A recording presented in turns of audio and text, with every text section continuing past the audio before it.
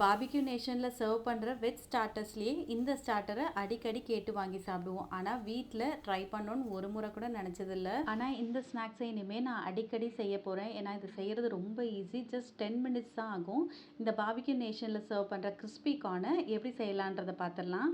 வீட்டில் ஒரு கார்ன் இருந்தாவே போதும். இந்த கார்னை வச்சு நீங்கள் 4 பேருக்கு சர்வ் பண்ணலாம். ஃபர்ஸ்ட் இந்த கார்ன்லேருந்து கர்னல்ஸ்லாம் தனித்தனியாக எடுத்து வச்சுக்கோங்க. கொதிக்க வைக்கிற தண்ணியில் கொஞ்சமாக சால்ட், அப்புறம் இந்த கார்ன் இதெல்லாம் சேர்த்துட்டு கார்ன் நல்லா வெந்த உடனே இதை ஸ்ட்ரெயின் பண்ணி வச்சுட்டு அப்புறம் 10 to 15 மினிட்ஸ் அப்படியே விட்டுடுங்க. ஏன்னா அது மேலே இருக்க மாய்ஸ்சர்லாம் நல்லா காஞ்சிரும். இதில் 2 ஸ்பூன்ஸ் மைதா, 2 spoon cornstarch, 1/4 spoon pepper, 1/4 spoon உப்பு இதெல்லாம் போட்டுட்டு நல்லா மிக்ஸ் பண்ணி வச்சுக்கோங்க. ஒரு கடாயில் ஆயிலில் ஸ்லோ டு மீடியம் ஃப்ளேமில் ஒரு 5 மினிட்ஸ் நல்லா ஹீட் பண்ணிவிட்டு அப்புறம் இந்த கார்னை நல்லா பொரிச்சு எடுத்துக்கோங்க. இதில் கார்ன்ஸ்டார்ச் சேர்க்கறதுனால நம்ம வந்து டீப் ஃப்ரை பண்ணாதான் இதோட டேஸ்ட் நல்லா இருக்கும். ஃப்ரை பண்ணி வச்சிருக்க கார்னில் கொஞ்சமாக சால்ட், கொஞ்சம் சாட் மசாலா, ஒரு ஸ்பூன் சில்லி பவுடர், ஒரு ஸ்பூன் கரம் மசாலா இதை மிக்ஸ் பண்ணிவிட்டு பொடி பொடியாக கட் பண்ணி வச்சிருக்கிற ஆனியனையும் கொத்தமல்லியும் இதோடையே சேர்த்துட்டு சர்வ் பண்ணி பாருங்கள். செம்ம கிரன்ச்சியாக கிறிஸ்பியாக இருக்கும். இந்த ரெசிபியை சேவ் பண்ணி வச்சுட்டு நெக்ஸ்ட் டைம் எப்போ கார்ன் வாங்குறீங்களோ கண்டிப்பாக ட்ரை பண்ணி பாருங்கள். நம்ம பேஜ்க்கு ஒரு ஃபாலோவும் பண்ணிவிடுங்க.